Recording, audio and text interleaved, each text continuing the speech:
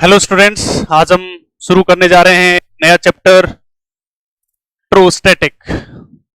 Electrostatic में सबसे पहले अपन जानते हैं कि इसका मतलब क्या होता है। इलेक्ट्रोस्टैटिक जो है दो वर्ड से मिलकर बना है, इलेक्ट्रो एंड स्टैटिक। इलेक्ट्रो का मतलब होता है इलेक्ट्रॉन। इलेक्ट्रॉन मीन्स यहां पर होगा चार्ज से। स्टैटिक का मतलब होता है एट रेस्ट, यानी फिजिक्स की वो ब्रांच जब चार्ज रेस्ट पर हो और उसकी डिफरेंट डिफरेंट प्रॉपर्टीज को हमें देखना हो। यानी अपन क्या लिखेंगे, इसकी अगर डेफिनेशन लिखना हो, the branch of physics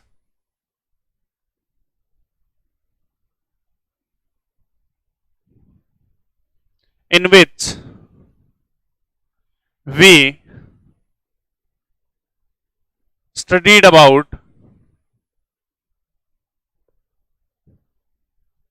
different properties of charge when charge is at rest। यानी इस चैप्टर के अंदर अपन अलग अलग प्रॉपर्टीज को जानेंगे चार्ज की, जब चार्ज किस रेस्ट में हो। चार्ज किस में हो, रेस्ट हो। क्लियर है बातें, चार्ज किस में हो, रेस्ट में हो।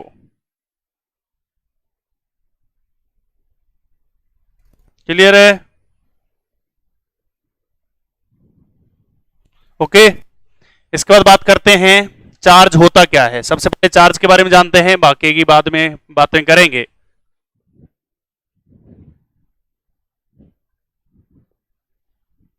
तो सबसे पहले charge, what is charge. Charge क्या होता है भैया, चार्ज को रिप्रेजेंट किया जाता है Q से, ठीक है। It is a property of matter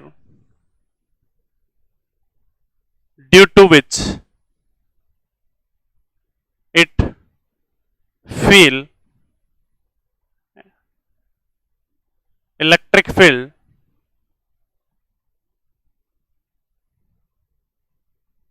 and magnetic field, ठीक है। ये किसी भी मैटर की एक प्रॉपर्टी होती है जिसकी वजह से इलेक्ट्रिक फील्ड और मैग्नेटिक फील्ड को फील किया जाए, ओके। तो ये तो एक डेफिनेशन है, उसके बारे में हमें थोड़ा बहुत आइडिया होना चाहिए।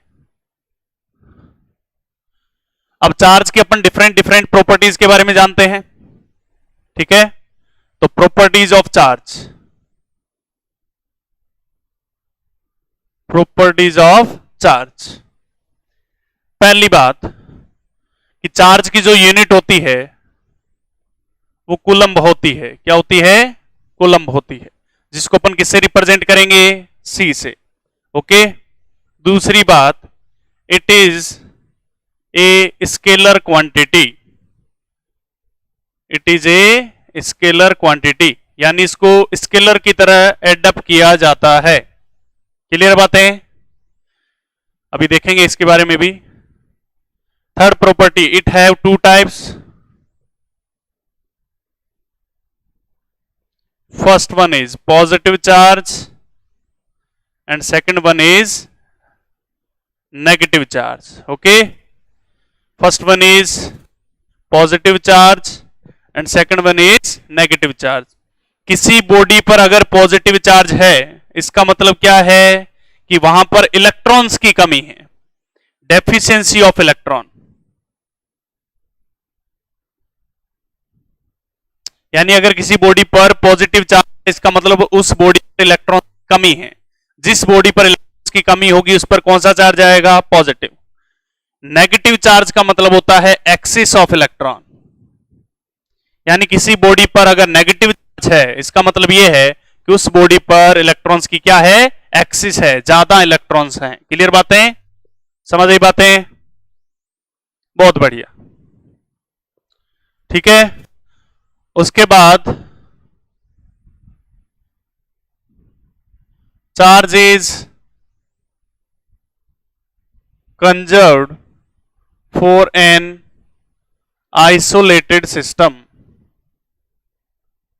किसी भी आइसोलेटेड सिस्टम के लिए चार्ज हमेशा कैसा रहता है, कंजर्व रहता है। चलो बात करते हैं, देखो इसके बारे में।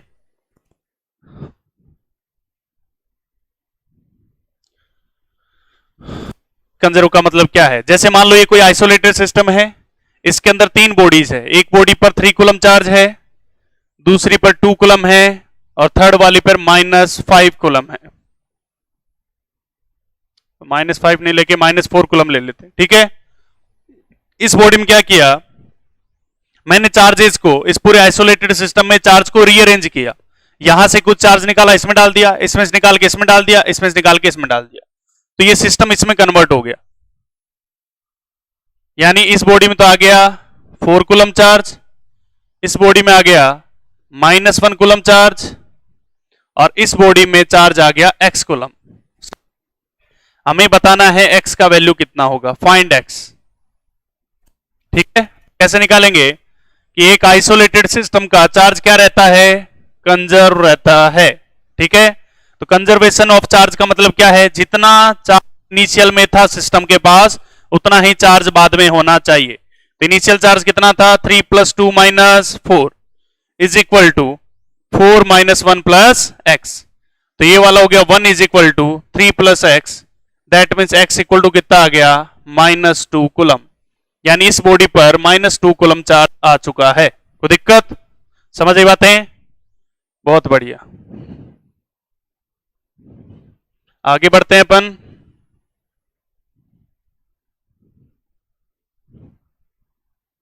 आगे देखिए, चार्ज की जो स्मॉलेस्ट वैल्यू होती है, smallest value of charge in nature, वो होती है इलेक्ट्रॉन का charge, is charge of electron. अभी तक नेचर में जो सबसे छोटा चार्ज पाया गया है वो चार्ज ऑफ इलेक्ट्रॉन है। ठीक है, और इलेक्ट्रॉन की चार्ज की वैल्यू कितनी होती है, 1.6 × 10⁻⁻19 कूलम। 1.6 × 10⁻⁻19 कूलम ये इलेक्ट्रॉन का चार्ज होता है। इलेक्ट्रॉन के चार्ज को कैसा माना जाता है, नेगेटिव माना जाता है। क्लियर बातें? ऐसा कुछ कहानी नहीं है कि नेगेटिव ही क्यों है, माना गया है, इसलिए इस चीज का ध्यान रखें। इलेक्ट्रॉन का चार्ज कैसा माना जाता है, नेगेटिव माना जाता है। क्लियर है? यानी अब अगली प्रॉपर्टी की बात करें तो चार्ज इज क्वांटाइज्ड।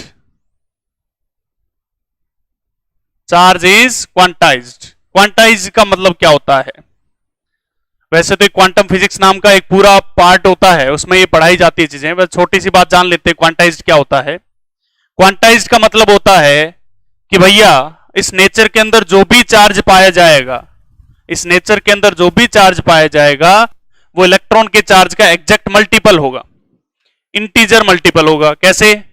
जैसे मान लेते हैं इस नेचर के अंदर कोई चार्ज Q है, तो ये चार्ज इलेक्ट्रॉन के चार्ज का कौन सा मल्टीपल होना चाहिए, integer multiple. That means Q is equal to Ne। Q equal to क्या होना चाहिए, Ne, प्लस माइनस भी कह सकते हैं आप। ठीक है, Q इज इक्वल टू क्या होना चाहिए, Ne, और N क्या है यहां पे, इंटीजर नंबर।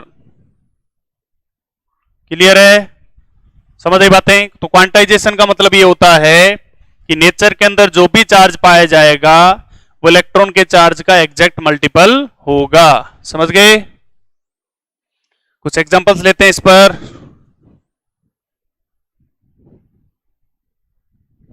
देखिए एग्जांपल देखें, मान लो वो कह दे कि Q बराबर 6.4 × 10⁻⁻18 कूलम है। ये आपको कोई चार्ज गिवन है और हमें कहा गया कि बताइए क्या ये चार्ज नेचर में पॉसिबल है कि नहीं, इट इज पॉसिबल और not in nature. Given charge is possible और नॉट इन नेचर। ओके, तो कैसे बात करेंगे, सबसे पहले Q बराबर Ne, क्योंकि हमें पता है कि नेचर के अंदर भी चार्ज पाया जाएगा इलेक्ट्रॉन के चार्ज का एग्जैक्ट मल्टीपल होगा। तो Q कितना है, 6.4 × 10⁻⁻18 is equal to N into E कितना है, 1.6 × 10⁻⁻19। के चार्ज की वैल्यू ये होती है। तो n बराबर कितना निकल के आया 6.4 into 10 to the power minus 18 upon 1.6 into 10 to the power minus 19।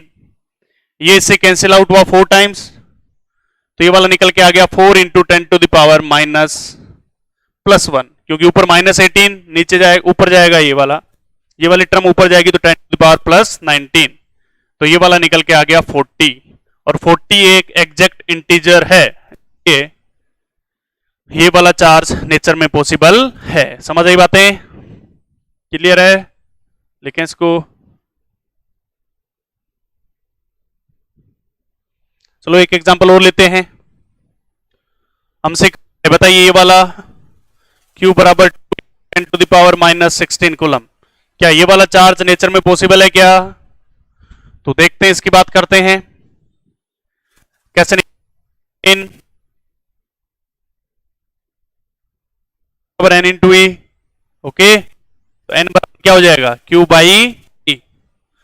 Q कितना गिवन है 2 into 10 to the power minus 16 divide by 1.6 into 10 to the power minus 19, तो n इज इक्वल टू, तो ये वाला हो गया 2 by 1.6 into 10 to the power 3, यहां से पॉइंट हटाएंगे तो 20 हो जाएगा, 4 से कैंसिल आउट किया जाए तो this is 5 by 4 into 10 to the power 3, 5 by 4 होता है 1.25 इंटू 10 टू द पावर 3, अगर इसको 10 टू पावर 3 से मल्टीप्लाई कर दिया जाए तो ये निकल के आ जाएगा 1250। समझ आई बातें? इसका मतलब ये भी एग्जैक्ट इंटीजर आ रहा है, तो ये भी नेचर में पॉसिबल है। क्लियर बातें? तो जब भी आपको ऐसा एग्जांपल पूछा जाए आप सोल्व करेंगे पूरा, तभी बताएंगे पॉसिबल है कि नहीं, कि मत बता देना कि सर ये तो 1.6 का मल्टीपल ही नहीं दिख रहा, ऐसा कुछ नहीं, सोल्व करिए पूरा। ओके, नोट करिए।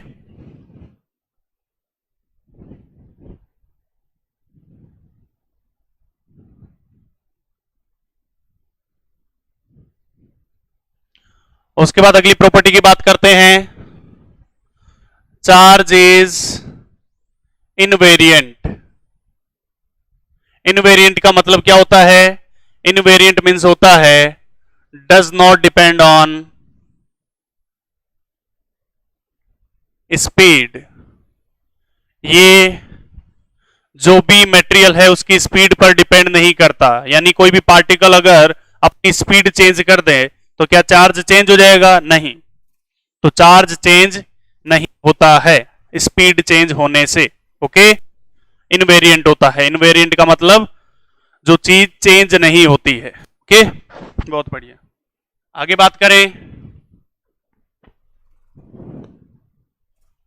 चार्ज जो होता है, इसमें एक बात ये भी बता देता हूं, मास जो होता है, मास स्पीड के साथ क्या करता है? Mass is depend on speed. Mass speed पर डिपेंड करता है। कैसे डिपेंड करता है? m बराबर m naught under root 1 minus v square by c square. समझ आई बातें? m बराबर m naught upon under root 1 minus v square by c square.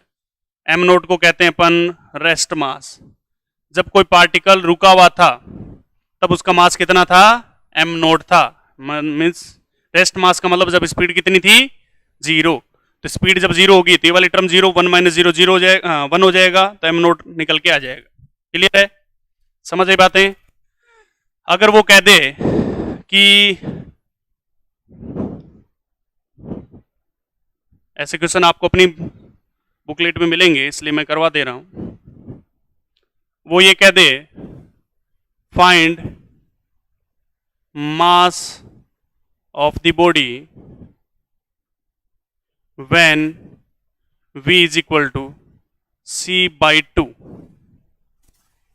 if rest mass is m naught। Okay, तो इसकी बात करें तो इसमें सीधा सीधा v की जगह कितना डाल देंगे? c by 2 डाल देंगे। m बराबर m naught upon 1 minus v की जगह कितना डालेंगे? c by 2। तो c by 2 का स्क्वायर हो जाएगा c square by 4 into c square. ये से कैंसिल आउट हुआ तो ये वाला निकल के आएगा m naught upon 1 minus 1 by 4 यानी 3 by 4। This is coming out to m naught by root 3, यानी मास इसका ना हो जाएगा। ओके, इस चीज का ध्यान रखिए। और चार्ज स्पीड पर डिपेंड नहीं करता है। क्लियर बातें?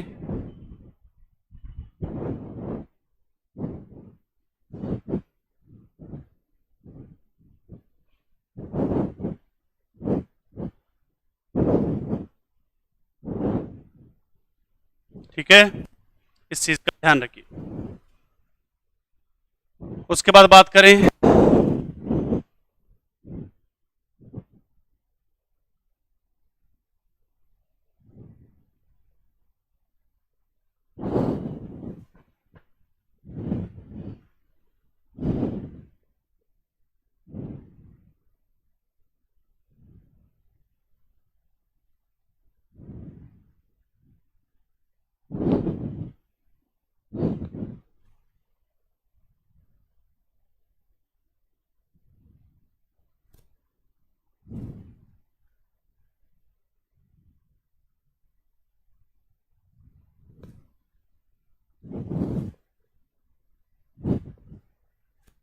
चार्ज के बाद बात करते हैं। उसके बाद अपन आते हैं, एक कहानी बीच में ये भी पढ़ी जाती है, चार्जिंग के मेथड क्या क्या होते हैं, कंडक्शन, कन्वेक्शन, वो सारी बातें। ठीक है, तो वो बाद में बात करेंगे। सबसे पहले अपन आते हैं कूलम्ब्स लॉ पे, जहां से ज्यादातर न्यूमेरिकल्स मिलते हैं। तो CO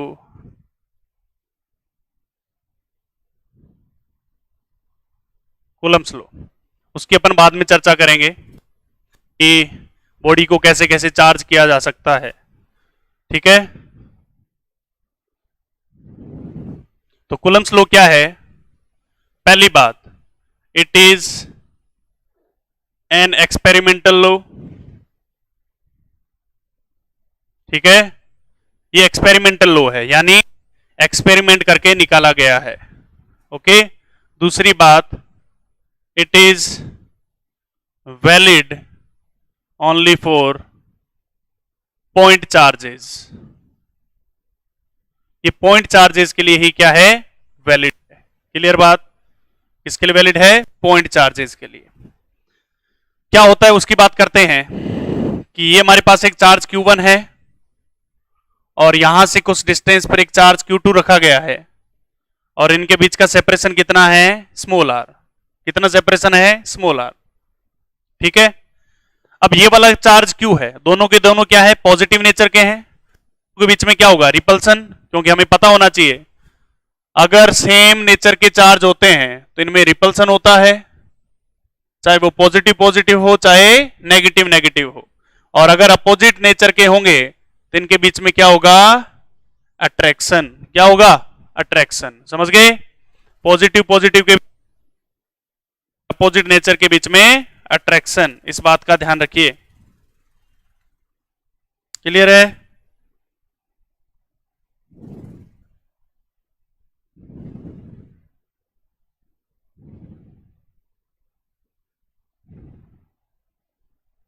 ठीक है क्या? इसके बाद बात करें, अब दोनों के बीच में क्या होगा? रिपल्सन, यानी ये वाला चार्ज इसको किधर धक्का देगा? इधर, और ये वाला चार्ज इसको धक्का देगा इधर। ठीक है, इसको अपन लिखेंगे फोर्स ऑन 2 ड्यू टू 1।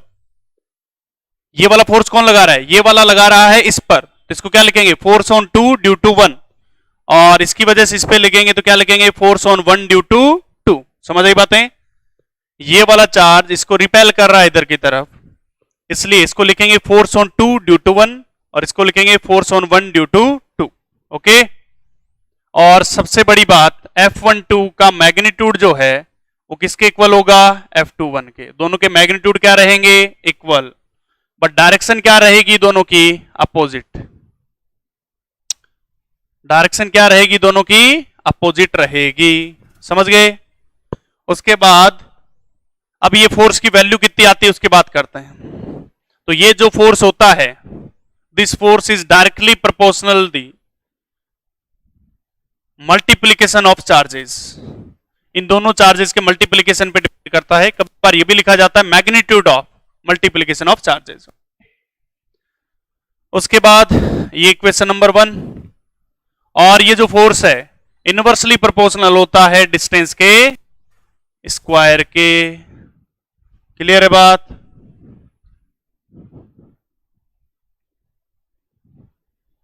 अब यहां से इन दोनों इक्वेशन को अगर अपन रीअरेंज करें तो यहां से निकल के आएगा F proportional Q1 Q2 by R square, और जैसे ही प्रोपोर्शनलिटी हटाएंगे तो एक कांस्टेंट आएगा, तो ये आएगा K Q1 Q2 by R square. ठीक है, F बराबर क्या निकल के आएगा? K Q1 are square. K को अपन कहते हैं इलेक्ट्रोस्टैटिक कांस्टेंट, इलेक्ट्रोस्टैटिक कांस्टेंट। ठीक है, K को क्या कहते हैं? Electrostatic constant. अपन कुछ बात कर लेते हैं इस पर।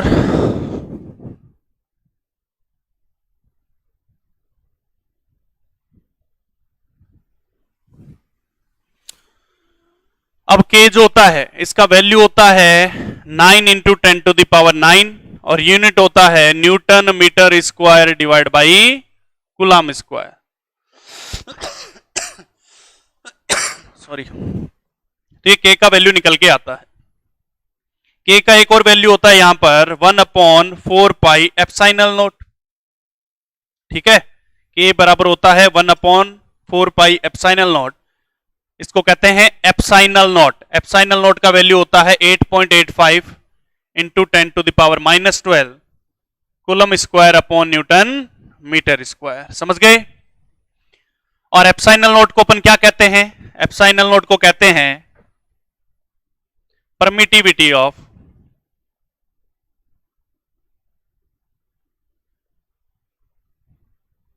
वैक्यूम और free space. Permittivity of vacuum और परमिटिविटी ऑफ, ओके, इसको एप्सिलॉन नॉट लिखा जाता है। क्लियर? दूसरी बात, अब कुछ बातें सुनिए इसके बारे में। जो फोर्सेज आर स्क्वायर के इनवर्सली प्रोपोर्शनल होते हैं ऐसे फोर्स को अपन सेंट्रल फोर्स कहते हैं। क्या कहते हैं? सेंट्रल फोर्स कहते हैं। और सेंट्रल फोर्स जो होते हैं ये कंजर्वेटिव नेचर के होते हैं। किस नेचर के होते हैं? कंजर्वेटिव नेचर के।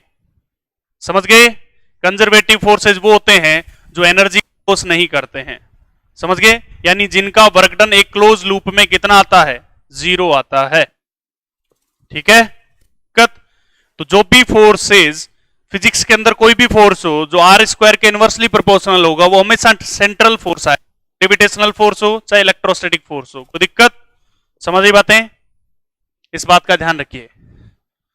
दूसरी बात, ये वाला जो फोर्स है ये मीडियम डिपेंडेंट होता है। कैसा होता है? Medium dependent. अगर आपने मीडियम चेंज कर दिया चार्जेस का तो फोर्स भी उनके बीच लगने वाला नेट फोर्स क्या हो जाएगा? चेंज हो जाएगा। नेट फोर्स चेंज हो जाएगा। समझ आई बातें? उनके बीच लगने वाला नेट फोर्स क्या हो जाएगा? चेंज हो जाएगा। ओके, इस बात का ध्यान रखिए।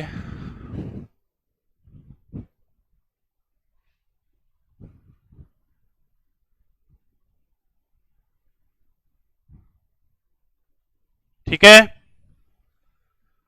न्यूमेरिकल्स तब अपन बात करेंगे मीडियम पे कैसे डिपेंड करता है उसकी भी बात करेंगे। तो धीरे धीरे अपन न्यूमेरिकल्स की तरफ चलते हैं। न्यूमेरिकल्स के सहारे ही समझाऊंगा मैं कि मीडियम पे कैसे डिपेंड करता है। तब तक रिवाइज करें आप, समझिए चीजों को।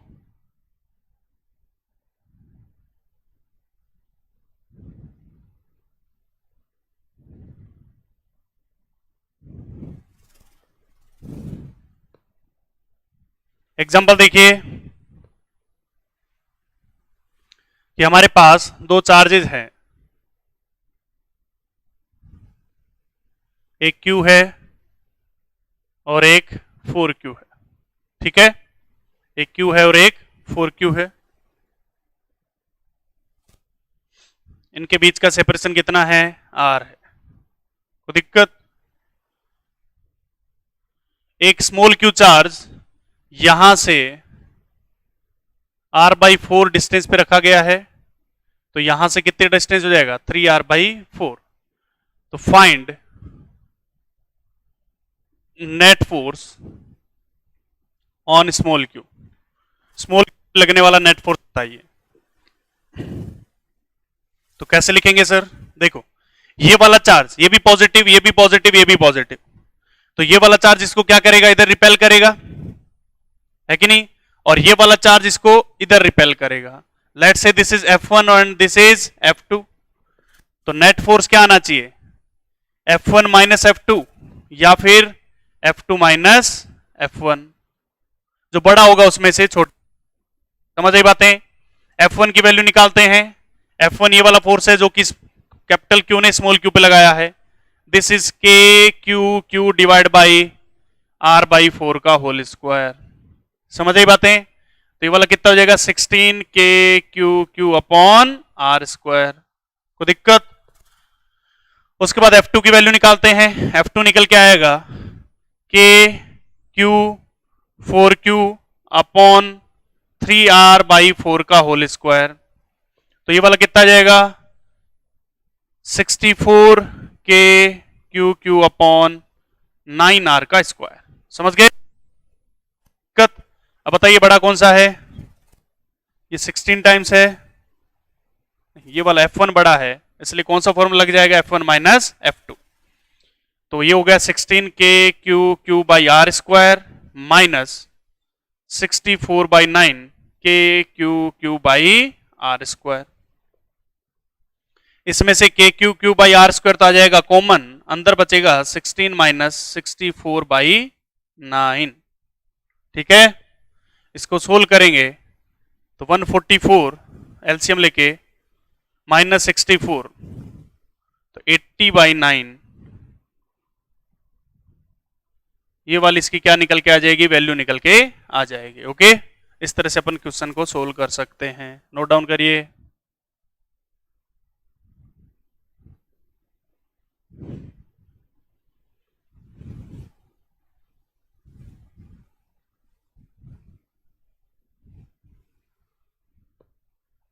उसके बाद बात करें, दूसरा एग्जांपल लेते हैं। ऐसे एग्जांपल आप आसानी से निकाल सकते हैं। दूसरा एग्जांपल की बात करें, मान लो हमारे पास एक ट्राइंगल है। कौन सा ट्राइंगल है? इक्विलेटरल ट्राइंगल है, जिसके तीनों कॉर्नर्स पे क्यू क्यू चार्ज रखा गया है, और इसका साइड मान लेते हैं कितना है? इक्विलेटरल ट्राइंगल का ए है। हमें कहा गया find net force on this charge. Find net force, ठीक है, ऑन दिस चार्ज। ओके, इस चार्ज में नेट फोर्स निकालना है। स्क्रीन पॉज करें और खुद से ट्राई करिए। स्क्रीन को पॉज करिए, खुद से ट्राई करें। इधर सोल्व कर रहा हूं, तो देखें कैसे सोल्व करेंगे। ये वाला चार्ज जो है, इस वाले चार्ज को क्या करेगा? रिपेल करेगा। तो किधर की तरफ रिपेल करेगा? ये वाला चार्ज इसको रिपेल करेगा इधर की तरफ, अलोंग दिस लाइन। ये फोर्स जो होता है इलेक्ट्रोस्टैटिक फोर्स, हमेशा लाइन ज्वाइनिंग के लोग लगता है, इन दोनों को जोड़ने वाली लाइन के लोग लगेगा, तो ये इधर की तरफ। Let's say this is F। ये वाला चार्ज इसको किधर रिपेल करेगा? इधर, क्योंकि लाइन ज्वाइनिंग इधर है। अब ये वाला एंगल अगर 60 डिग्री है तो ये वाला एंगल भी कितना होगा? 60 डिग्री। ये वाला एंगल अगर 60 डिग्री है तो ये वाला भी कितना होगा? 60 डिग्री। अब आपको याद होगा, सबसे पहले F की वैल्यू निकाल लेते हैं। ये वाली आएगी K Q square by A square, K Q square by A square, क्योंकि फोर्स के चार्जेस के मैग्नीट्यूड क्यू क्यू है और सेपरेशन बिटवीन देम ए है। ओके, और हमें यह भी पता है when two vectors of same magnitude, अगर दो वेक्टर सेम मैग्नीट्यूड के 60 डिग्री पर हो तो उनका जो रिजल्टेंट आता है वो √3 टाइम्स ऑफ 1 आता है, तो √3f हो जाएगा। ओके, तो √3f का वैल्यू कितना है? के Q square by A square. ये इनके बीच लगने वाला, इस चार्ज पर लगने वाला क्या रहेगा? नेट फोर्स रहेगा। ओके, नोट डाउन करें।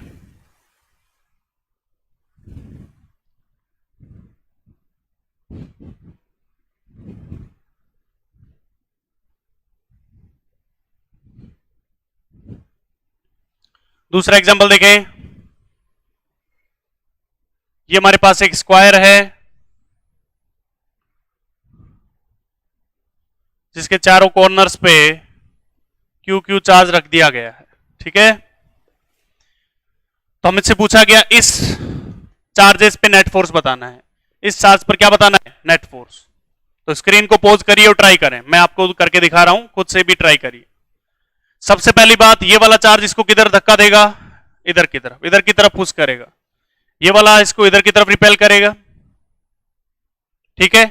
ये वाला फोर्स अगर एफ है तो ये वाला भी फोर्स एफ है, क्यों, क्योंकि मैग्नीट्यूड वाइज सब कुछ सेम है और डिस्टेंस भी सेम है, और एफ का वैल्यू कितना है, के Q square by A square. Clear है, एफ का वैल्यू अलग से लिख देता हूं मैं, के Q square by A square.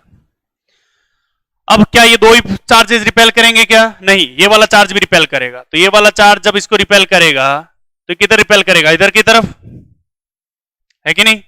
अब ये वाला सेपरेशन ए, ये वाला सेपरेशन ए, तो डायगोनल हो जाएगा √2a, तो इसकी वजह से इस पर फोर्स कितना लगेगा, मान लेते हैं एफ डैश के Q square divide by √2a का स्क्वायर, तो ये वाला बनेगा के Q square by 2a square, और के Q square by A square तो एफ के इक्वल है, यानी हो जाएगा एफ बाई 2, यानी ये वाला फोर्स होगा एफ बाई 2। और ये वाला एंगल हमें पता है 45 होता है, इसका मतलब ये वाला भी 45 और ये वाला भी 45। अब तुम ये दो फोर्सेस देखिए, ये दोनों कितने एंगल पर है, 90 डिग्री पर। जब दो फोर्सेस 90 डिग्री हैं और मैग्नीट्यूड के होते हैं तो उनका रिजल्टेंट एग्जैक्ट मिड में आता है, और कितना आता है, √2f आता है। समझ बातें, ये एफ था, ये एफ, तो इनका रिजल्टेंट आएगा, और साथ में इसी लाइन के लोग एक फोर्स और लग रहा है एफ बाई 2, समझ गए। तो नेट फोर्स कितना निकल के आ जाएगा सर, नेट फोर्स आ जाएगा √2f plus F by 2। F को कॉमन ले लें तो ये वाला हो जाएगा √2 प्लस 1 बाई 2। आप चाहें तो इसको आगे और भी कैलकुलेट कर सकते हैं, 2√2 प्लस 1 डिवाइड बाई 2, और एफ की वैल्यू यहां से रिप्लेस कर दीजिए के Q square by A square, यही इसका फाइनल आंसर होगा। मजा ही बातें को क्लियर हुआ होगा, नोट डाउन करिए, नोट डाउन करें।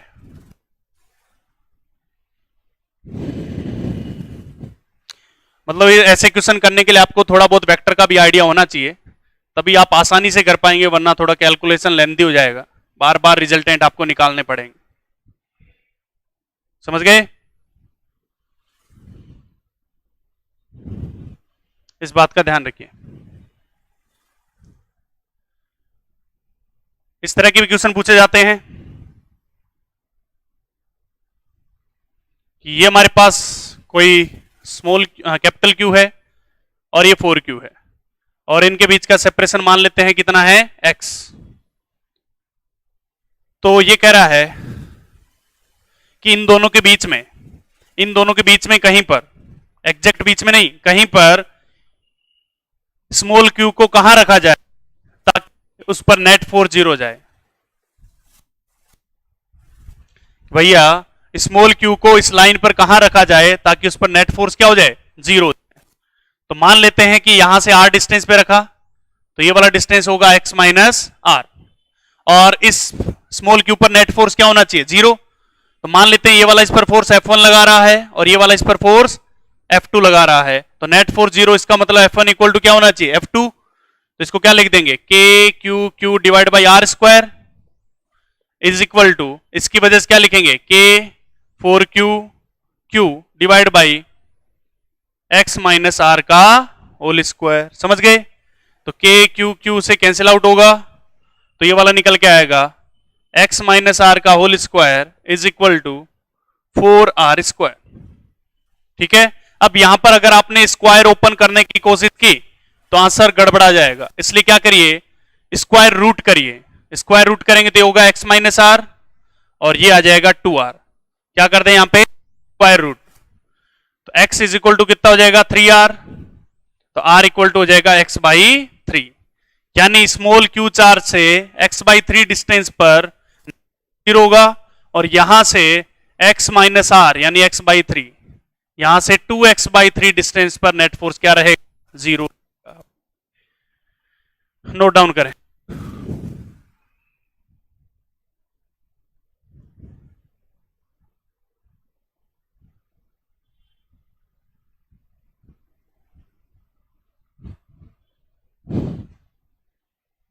ठीक है, उसके बाद इस टाइप का भी क्वेश्चन पूछा जाता है, ये तो काफी स्टैंडर्ड रहता है कि हमारे पास एक चार्ज यहां पर Q है और एक चार्ज यहां पर स्मॉल q है, कैपिटल Q है। एक स्मॉल क्यू यहां से आर डिस्टेंस पर और यहां से भी आर डिस्टेंस पे रखा गया है। ठीक है, क्वेश्चन क्या है, if system is in equilibrium, system किसमें है, इक्विलिब्रियम में है, then find magnitude and nature of small Q. Small Q का वैल्यू बताना है और नेचर का होगा वो भी हमें बताना है। लिखिए इस क्वेश्चन को और ट्राई करिए। अब सुने इस बात को, अभी मैंने कौन इक्विलिब्रियम में, सिस्टम इक्विलिब्रियम में है, और इक्विलिब्रियम का मतलब हो गया कि चार्जेस पे क्या होना चाहिए, जीरो। सिस्टम इक्विलिब्रियम का मतलब सब क्या होना चाहिए, जीरो, नेट फोर्स।